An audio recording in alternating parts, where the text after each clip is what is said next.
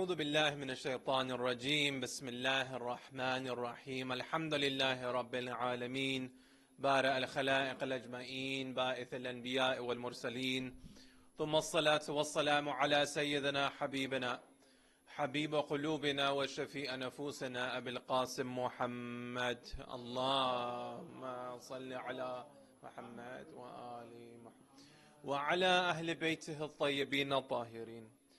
الحمد لله الذي هدانا لهذا وما كنا لنهتدي لولا أن هدانا الله. أما بعد فقد قال الله في كتابه مبين. أعوذ بالله من الشيطان الرجيم بسم الله الرحمن الرحيم. فطرة الله التي فطر الناس عليها لا تبديل لخلق الله. صلوات على محمد وآل محمد. اللهم صل على محمد وآل. Brothers and sisters, as we are currently experiencing and going through the Layal al-Qadr, we of course, as mentioned in our discussion yesterday, that these nights are nights that can't be ignored. These nights are nights that can't be understated. When we look at Allah subhanahu wa ta'ala's description of Layal al-Qadr, when we look at Allah subhanahu wa ta'ala describing this month to us, this day to us, we see that an entire chapter of the Holy Quran has been revealed. And of course that is the Surah of Qadr. We see Qadr of course itself means power, Qadr of course itself means destiny. There are a few different ways that an individual can translate and understand the meaning of Qadr itself. We see that an individual who understands what their destiny is, an individual who understands what their future is, they see that on nights such as that of Qadr, we are able to change our destiny. We are able to increase our tawfiq. We are able to better ourselves, inshallah, in some form or another.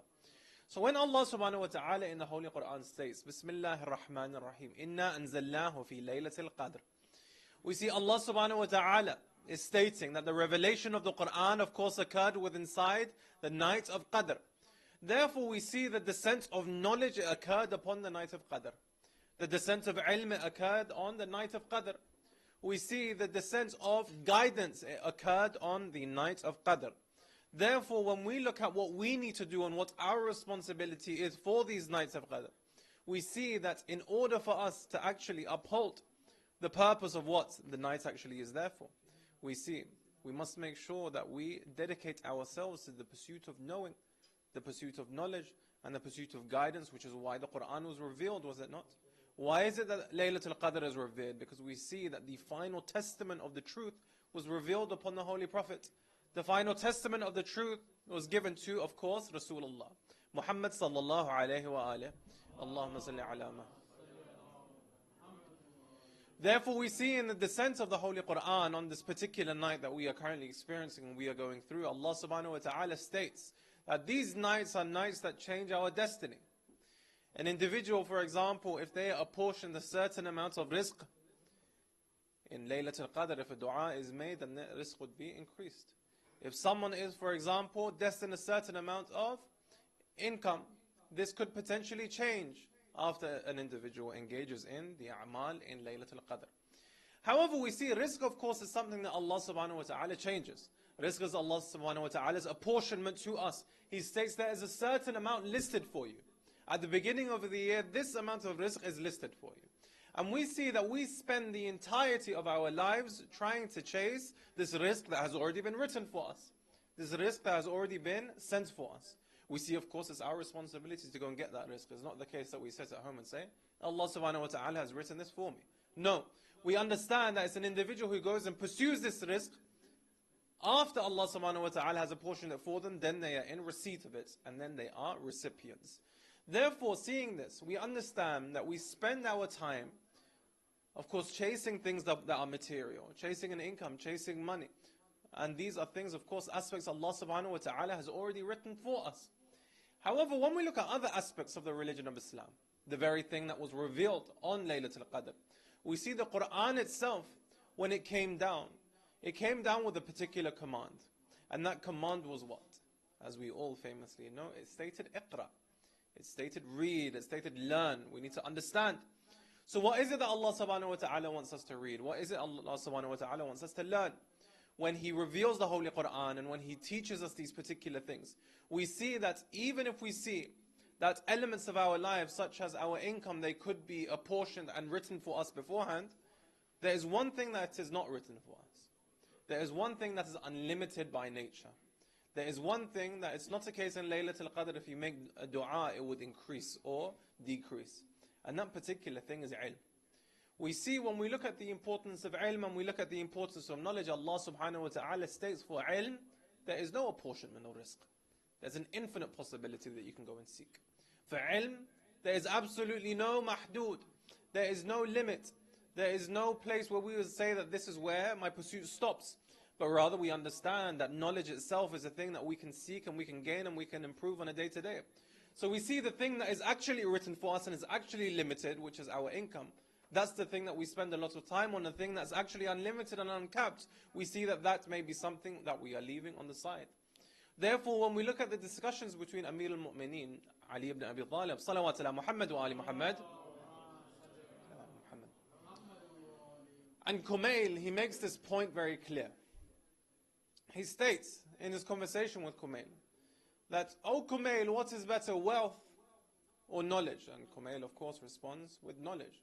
And he says, why is this the case? He says, when we look at wealth, the more you spend it, the more it goes. Amir al-Mu'mineen is saying. However, he's saying when you look at knowledge, the more you spend it, the more it increases.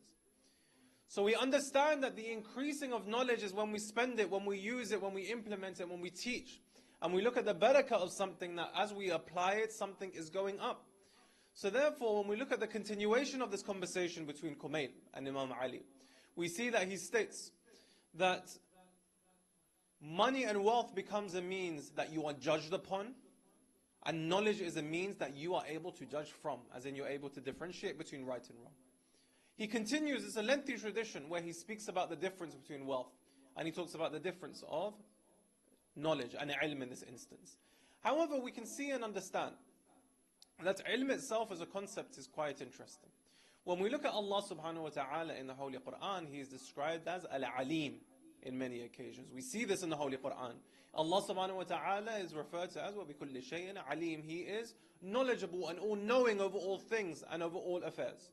And when we look at this point, of course, as per our discussion that we had previously, we mentioned that the Holy Quran doesn't act without hikmah, the Holy Quran doesn't act without reason. And when we look at the Holy Quran, we see Allah subhanahu wa ta'ala at the end of verses, as we mentioned, if you remember, He brings in His names in particular pairings. He doesn't bring His name in isolation. He brings His name in pairings. As we see Rahman Rahim, Ghafur Rahim, we see at the ends of verses, Allah subhanahu wa ta'ala pairs His divine names.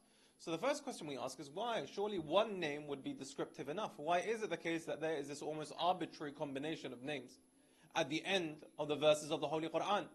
We see that it's by no means arbitrary, and as we discussed, we stated that the reason we have these pairings of names at the ends of verses in the Holy Quran is so Allah subhanahu wa ta'ala can teach us the concept of balance, can teach us the concept of adala.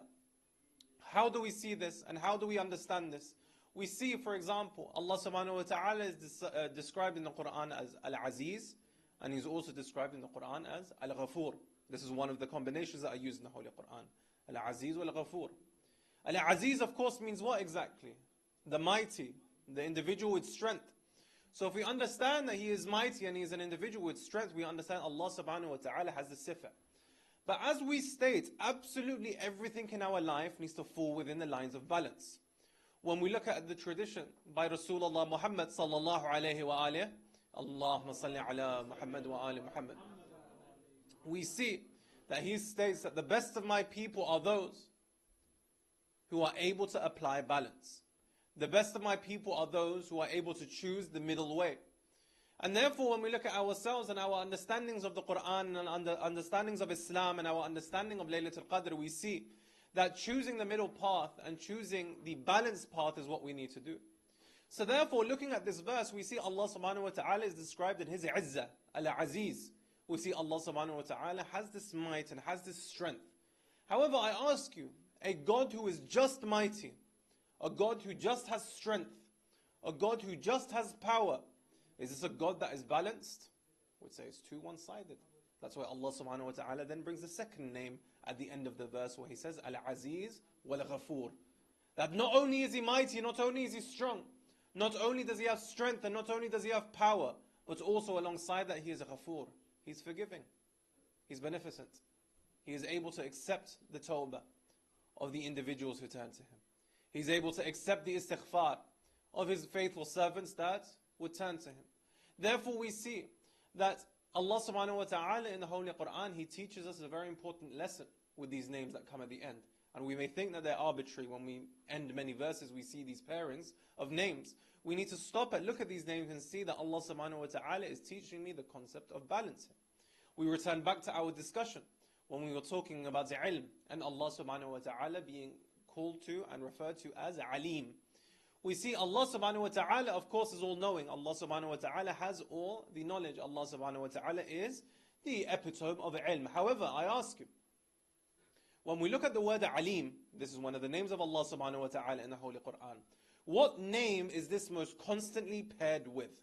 In the Holy Quran, if we look at the name Alim, what name is this paired with? We can see this is one of the popular ones. However, not the most popular ones. When we look at the ends of verses, we see on more than 30 occasions, Allah subhanahu wa ta'ala has combined Alim with Hakim. Absolutely. We see that this is the most popular combination of Alim. Why? Why is Allah subhanahu wa ta'ala combining Alim with Hakim? Again, He is revitalizing the importance of balance. It's important for an individual to have the ilm. It's important for an individual to have knowledge. It's important for an individual to learn. However, if we do not apply this knowledge with hikmah, if we do not apply this knowledge with wisdom, then this knowledge is null and void. If we don't apply this knowledge at the right place and at the right time, we say that this is not knowledge at all. It's not enough for one simply to be knowledgeable. It's not enough for one simply to say that they have ilm. But rather we understand when this ilm is applied with hikmah, when this knowledge is applied with wisdom, only then, and truly only then, can we understand that we ourselves are moving forward as balanced individuals. So on the night of Qadr, we see when the Quran was revealed, and the purpose of the Quran was to guide the people outside of Jahiliyyah and into ilm itself, outside of ignorance and into knowledge. We see that the Quran, in its opening words, when it states Iqra, when it states read, we see this is the invitation that Allah subhanahu wa ta'ala is asking. For us to seek, for us to know, for us to learn, and for us to understand. However, we see that knowing is not in isolation. It's not enough simply to be alim. But we see that in the combination with Hakim, that we must be wise with the knowledge that we have. How can an individual actually uphold this wisdom? How can an individual actually be wise?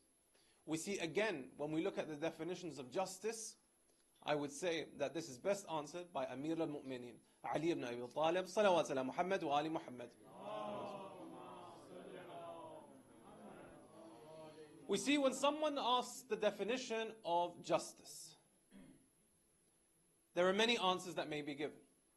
An individual may say what true justice is equality, as we can see, for example, in Western societies. A definition for justice, for adala, is equality. If everyone gets the equal thing, then that's what the most fair and just thing is. However, we see that this is the biggest disservice. If an individual has a higher need than me, and I have a less need than them, then do we still need to have an equality in the way that the resources are distributed? Or do we give me more resources to the individual who needs it more, and less resources to the individual who needs it less? So therefore, when we look at the tradition brought forward by Imam Ali, he states that adala is not equality. And this is an incorrect understanding of what justice is. Adala is not equality. And this is something that actually strips us of all justice and adala. But rather, he says adala is balance. Putting the right thing at the right place at the right time. Balance. And if we understand that true justice is balance, true adala is balance, then our entire understanding of the month, our entire understanding of Laylatul Qadr, our entire understanding of the nights that we are currently experiencing starts to make a lot more sense.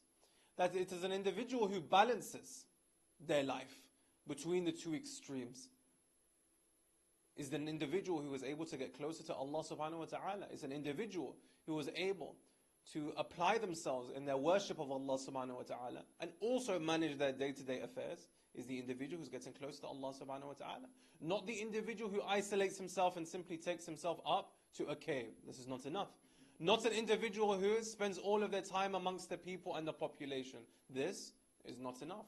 Rather, we see that we can't have any end of the extremes of the spectrum. But more importantly, we understand that it's only when an individual applies the balance, as we mentioned with the Alim and Hakim, as we mentioned as the tradition brought forward by Imam Ali, as we mentioned the very purpose of ilm so that we can apply the balance that we are seeking, is when an individual applies balance, when an individual has this adala, is when an individual upholds justice. Can we see that it takes place? So therefore we see this definition of balance then also starts dripping into other affairs, such as that of justice itself. When we look at balance and when we look at justice, we see they're again interchangeable. When I see a disservice happening, when I see an injustice happening, now it's my responsibility to do what? To restore the balance. If a disservice is occurring, if something tragic is occurring, if an oppression is happening, me as an individual who believes in the concept of adala, me as an individual who believes in the concept of balance, as a result of the ilm that I have received and learnt as a result of my time on earth, I see it's now my responsibility to uphold this balance, my responsibility to uphold this justice, my responsibility to uphold this adala. So on that notion we see that these themes are very closely linked. When we look at the theme of ilm, when we look at the theme of balance, and we look at the theme of adala, we see these three in combination help us understand how we can get closer to Allah subhanahu wa ta'ala in the nights of Qadr. How we can get closer to Allah subhanahu wa ta'ala on these nights that we have an opportunity, inshaAllah, to stay alive for. This is a huge, huge tawfiq from Allah subhanahu wa ta'ala that we can stay alive and we maintain ourselves through these days. And it would be a waste, and it's a genuine waste, if we do not take the nights of Qadr seriously, and if we simply treat them like another night, and we move forward without taking them into consideration. We see that Allah subhanahu wa ta'ala has stated, your rizq is apportioned on these nights. What we spend the entirety of our years doing, we see it's in these nights that they are apportioned. It's in these nights that they are listed. However, we see, as I mentioned in the introduction and in the starting bahth of our discussion, that when we talk about revelation, when we talk about Allah subhanahu wa ta'ala, when we talk about inna anzalnahu fi laylatil qadr, we see it's only in the descent of the Quran. Assalamu alaikum wa rahmatullah. How are you? MashaAllah. Are you okay? Would you like to take over from me? I think the lecture would go better. No problem. Salawat ala Muhammad wa ali Muhammad. Allahumma salli ala Muhammad wa ali. We have a tradition from the Holy Prophet where he says that if we do not hear the sound of children in mosques, then we understand that the mosque is in disarray. If we don't see the presence of children in our centers, we see that that center has no future and has no perpetuity. So inshallah we will continue to have the tawfiq to bring our children to the centers, to the masajid, to the Husayniyat, inshallah, because they are the future of the religion and we of course are past our time. We see that in the descent of the Quran and in the descent of the religion and in the descent of course of the holy book itself, we see that Allah subhanahu wa ta'ala has made this particular theme important and wajib upon us. And that of course is that of the pursuit of knowledge. So therefore these nights we dedicate ourselves and we ask ourselves that where is it that I can reapportion balance into my life? Where is it that I can reapportion this adala into my life? Where is it and how is it that I can seek knowledge to an ever higher degree? Where is it and how is it that I can seek knowledge, inshaAllah, to an ever deeper degree? So understanding this ilm and understanding this hikmah, we see that of course just knowing and learning isn't enough. But to what degree am I actually thinking ahead? To what degree am I actually thinking with wisdom? To what degree am I actually thinking with hikmah? Of course, because sometimes, and we've all been there, we might say something that we regret. Or we might do something that we regret. And we see that our lives, inevitably, they're filled with regret of some form or another. This, of course, is a natural consequence of being human, but nonetheless, we see this as a result of a lack of hikmah. That if we had the full knowledge of knowing what the result of me saying this would be, we would not have said it in the first place. If we had the full knowledge of what the result of this action would be, we have never have done that in the first place. So we see ultimately the regrets that we have in our life could have been taken away to a large degree if we had simply paused, if we had simply thought, if we had simply spent some time to think. And we see in the age that we live in, everything is automatically given immediately. We see there is no time to pause and there's no time to think. There's no time to contemplate, and we see the most important aspect of hikmah is the pause. The most important aspect of hikmah is to think. That only when we are faced with a scenario and we pause to think about it, can we come out of it an individual who's hakim, who's wise, and alim, who's knowledgeable. However, if we do not stop to think about it, we react emotionally. If we do not stop to think about it, we react on the first thing that comes in our mind. Of course, we see this when we look at the story of Ali ibn Abi Talib, salawat ala Muhammad wa ali Muhammad. Allahumma salli ala Muhammad. We see that it's mentioned when Imam Ali, of course, famously got spat in the face at that time of battle. There was a one-on-one battle between these two people, and this opponent was someone who was very well fit. And when he saw that Imam Ali was getting the better of him, he, of course, spat in the face of Imam Ali. People saw that Imam Ali left, and then after a while he went back and then eliminated his opponent. However, the question that came after was why? Why is it that you paused? Because he stated that once he spat on me, and if I killed him then, that would have been for the sake of my ego, and that would have been for the sake of myself. However, because I paused, and because I waited, I went back, I killed him for the sake of Allah subhanahu wa ta'ala. So therefore we see that as individuals, emotion is natural. It will come to us, it will occur. We will feel angry, we will feel sad, we will feel upset, we will feel distraught. We can see even the Imam Ma'asum himself had these emotions. We are all human, are we not? However, we see it's now our responsibility to make sure that we introduce the pause. It's our responsibility that we make sure that we add some time between action and reaction. It's our responsibility to make sure that we allow some time between our dialogue and our thought. And it's only when we increase this time, it's only when we add this time, do we start transforming our ilm into hikmah? Do we start transforming our knowledge into wisdom? And it's only in the transformation of knowledge and wisdom can we truly get close to Allah subhanahu wa ta'ala and fulfill the purpose of these nights of Qadr, which of course is the pursuing of knowledge. Salawat ala Muhammad wa ali Muhammad. We continue as we come to the end of our discussion. And we see that as I opened up with, we mentioned that these nights of Qadr that we are currently going through are a huge opportunity from Allah subhanahu wa ta'ala for us to understand and for us to pursue knowledge to a degree that we have never done before. But as I mentioned, the pursuing of this knowledge, it has certain requirements. And it's not a case that we simply learn. How many people, I ask you, brothers and sisters, do we know who have a lot of knowledge, quote unquote? However, they are of the worst of people. They may have read more books than anyone else. They have memorized more traditions than anyone else. However, these people we see when it comes to practical application, there is absolutely nothing. So following on with our discussion from yesterday, we see that akhlaq is the only means by which an individual can be judged to have knowledge. Knowledge is only interpreted through our akhlaq, and knowledge is only interpreted through our actions. Knowledge is not interpreted by how many items of information someone has memorized. No. We can see that if an individual's akhlaq is coherent and sincere, then we understand that they have understood knowledge to the highest degree. So yesterday's discussion was of course on the perfection of akhlaq. However, today's discussion is on the importance of the combination of ilm and hikmah. And we see that it's the gap, as we mentioned, between ilm and hikmah that allows us to actually get to that station. You would see in your interaction with scholars, you would see in your interactions with the ulama, that there is always, whenever you ask them a question, there is a pause. There's a hesitation. And we see if anyone's in a position to answer a question, it would be them. You would go to someone like Allama Tabatabai and ask them a basic question, like, how do I do wudu? And he would say, don't ask me. We're in the city of Qom, ask someone else who's more qualified than I am. Allama Tabatabai, rahmatullah alayh. For such a question, his humility was such, he said that, I want to pause instead of me giving an answer immediately. So we see sometimes when we're caught up in the moment, we say something that we may not necessarily understand to be true. Or we may say something that, for example, is over-exaggerated in an instant. However, if we allow some sort of delay in our life, if we allow some sort of pause in our life, if we allow some sort of hesitation in the way that we react to things, we see only then the wisdom starts to appear, and only then does the hikmah actually start to come into fruition. And again, I understand in the society that we are living in, everything is without. any degree of pause whatsoever. You would remember, for example, if you would require entertainment and you would want to watch television, something would only come once, for example, every week. And you would have to wait for that thing to come on and you would watch it.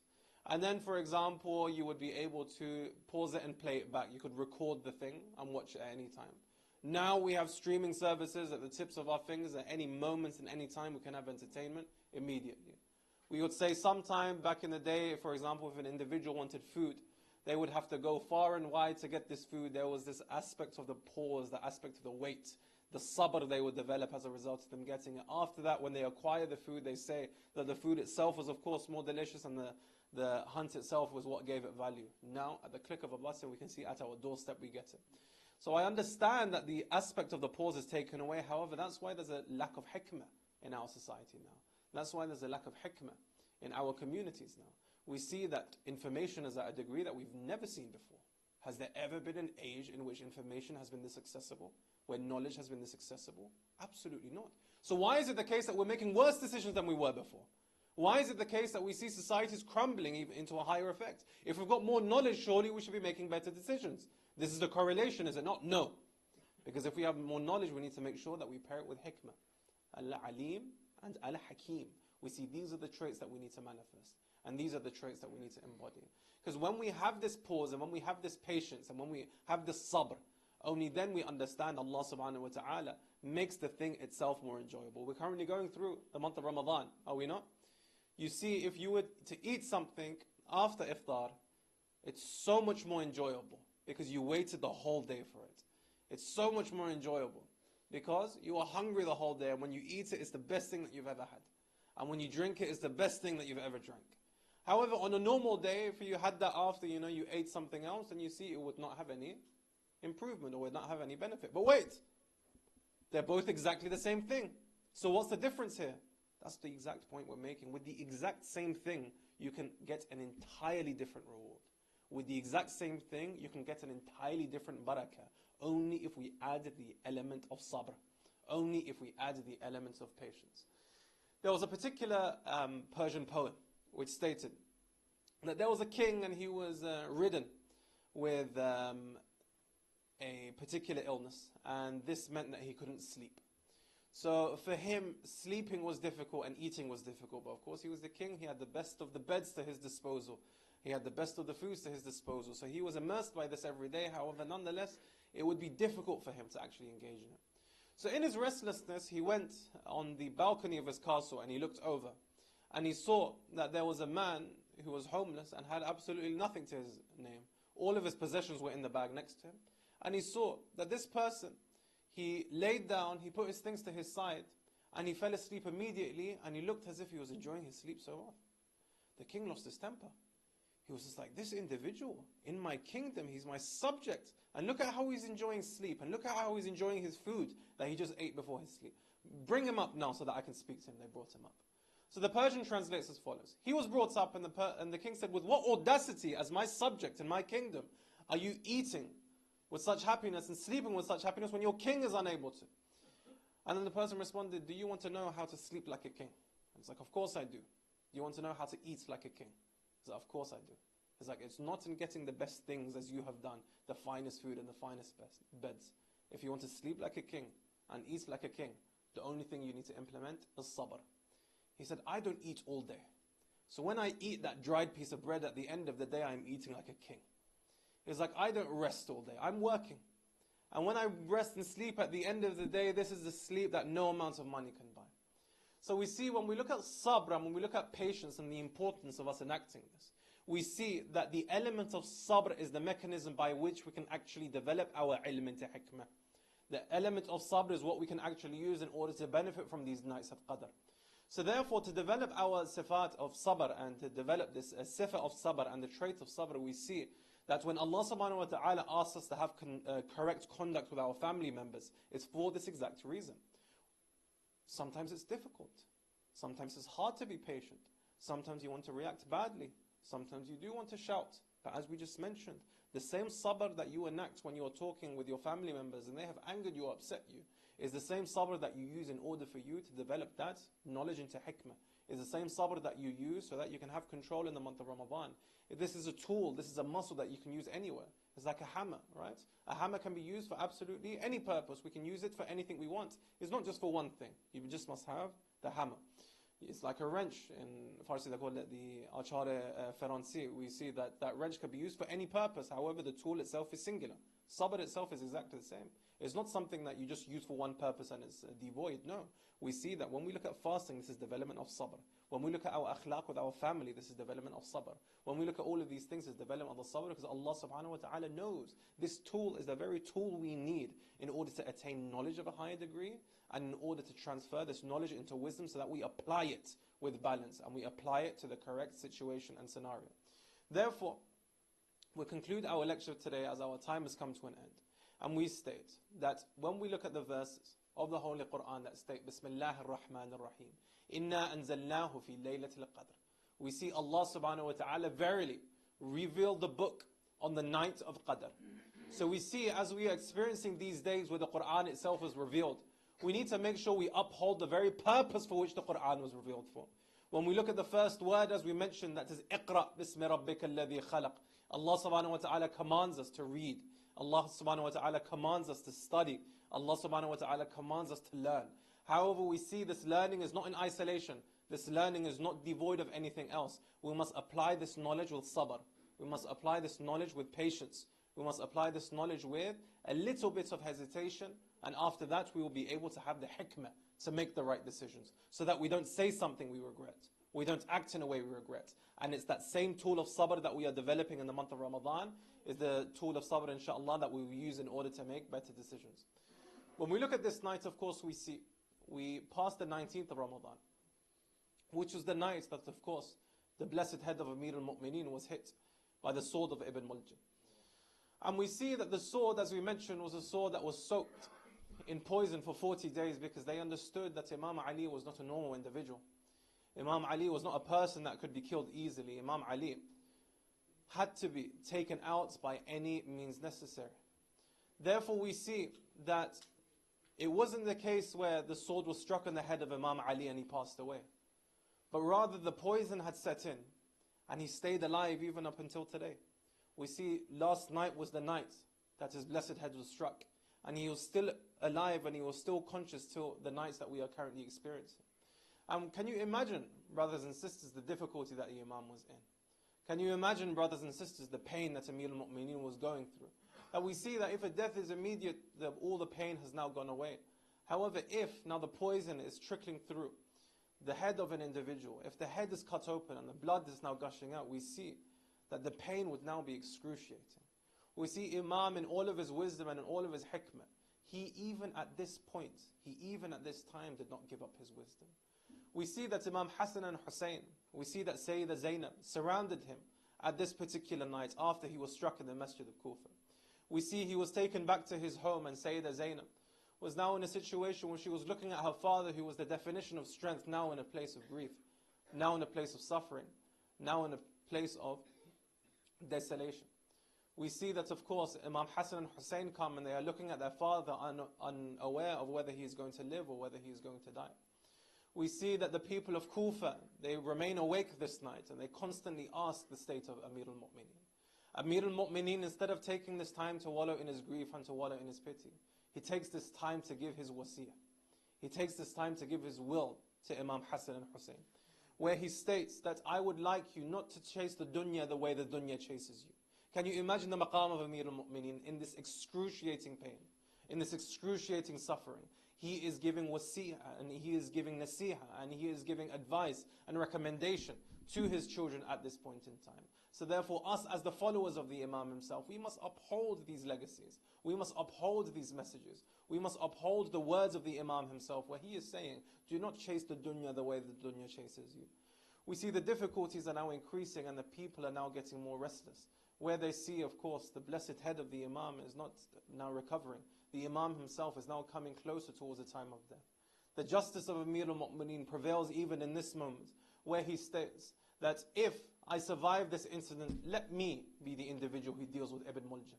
However, if I do not survive this incident, make sure that he gets a fair trial. And make sure he gets a clean strike and he is not mutilated and he is not desecrated.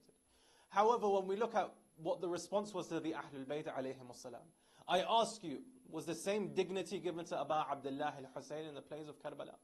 I ask you, was the same respect and the same dignity given to the followers of Imam Hussein when we see all of their bodies desecrated, all of their bodies mutilated, when we see, of course, the women who have now been chained, we have now seen the women who are now being disrespected. We see that the ihtaram and the adab that Amir al-Mu'mineen showed an individual who was the person who killed him, the person who took his life, was by no means the adab and the ihtaram that the Ahlul Bayt alayhim as-salam themselves received. Therefore, we ask from Allah subhanahu wa ta'ala, and we make a dua that even if it be against our enemies, even if it be against those who we do not hold in high regard, we ask Allah subhanahu wa ta'ala to give us the sabr of Amir al-Mu'mineen. We ask Allah subhanahu wa ta'ala to give us the ilm of Amir al-Mu'mineen. We ask Allah subhanahu wa ta'ala, inshaAllah, to give us the hikmah of Amir al-Mu'mineen, so that we may better benefit from these nights of Qadr. Wa akhir da'wana an alhamdulillahi rabbil alameen. Salawat ala Muhammad wa alihi al-tahirin.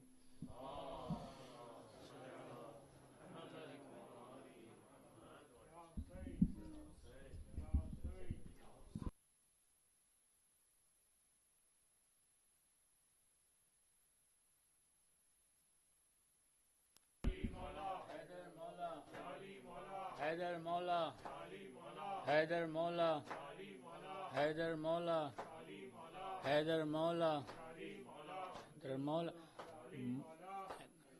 مومنو حیدر کرار کا ماتم کر لو، مومنو حیدر کر کا ماتم کر لو، مومنو حیدر کرار کا ماتم کر لو، مومنو حیدر کرار کا ماتم کر لو، مومنو حیدر کرار کا ماتم کر لو، مومنو حیدر کرار کا ماتم کر لو، مومنو حیدر کرار کا ماتم کر لو، مومنو حیدر کرار کا ماتم کر لو، مومنو حیدر کرار کا ماتم کر لو، مومنو حیدر کرار کا ماتم کر لو، جس کے گھر سے نہ گیا خالص والی کوئی، جس کے گھر سے نہ گیا خالص والی کوئی، اس سقی صاحب کردار کا ماتم کر لو، مومنو حیدر کرار کا ماتم کر لو، مومنو حیدر کرار کا ماتم کر لو، جو کہ پانچوں میں بھی ہیں 12 اماموں میں بھی ہے، جو کہ پانچوں میں بھی ہے 12 اماموں میں بھی ہے، سارے نبیوں کے مددگار کا ماتم کر لو، مومنو حیدر کرار کا ماتم کر لو، مومنو حیدر کرار کا ماتم کر لو، مل کے جبریل کے استاد کا پرسہ دے دو، مل کے جبریل کے استاد کا پرسہ دے دو، صاحب دلدل تلوار کا ماتم کر لو، مومنو حیدر کرار رار کا ماتم کر لو مومن ہے در کر رار کا ماتم کر لو اپنے قاتل کو دیا جس نے جام شیری اپنے قاتل کو دیا جس نے جام شیری کوثر جام کے مختار کا ماتم کر لو مومنو ہے در کر رار کا ماتم کر لو مومنو ہے در کر رار کا ماتم کر لو کوفہ و کرب و بلا شام سے آتی ہے صدا کوفہ و کرب و بلا شام سے آتی ہے صدا اجڑی سادات کے مختار کا ماتم کر لو مومنو ہے در کر رار کا ماتم کر لو مومنو ہے در کر رار کا ماتم کر لو خاک اڑاؤ گے علی شیر خدا مار گئے خاک اڑاؤ گے علی شیر خدا مار گئے مومنو ہے در کر رار کا ماتم کر لو مومنو ہے در کر رار کا ماتم کر لو مومنو ہے در کر حیدر کا ماتم کر لو حیدر مولا حیدر مولا حیدر مولا حیدر مولا حیدر مولا حیدر مولا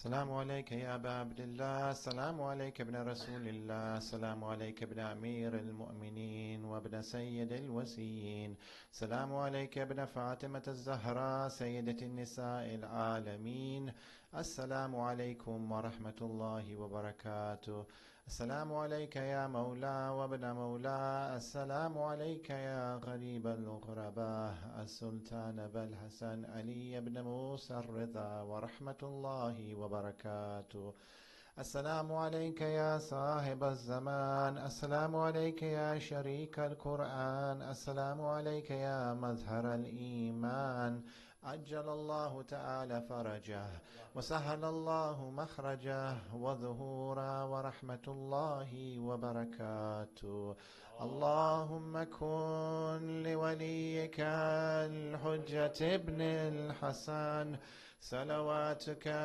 عليه وعلى آبائه في هذه الساعة وفي كل ساعة وليا وحافظا وقائدا وناصرا ودليلا وعينا حتى تسكنه أرضك توعا وتمتعه فيها طويلا برحمتك يا أرحم الراحمين صلوات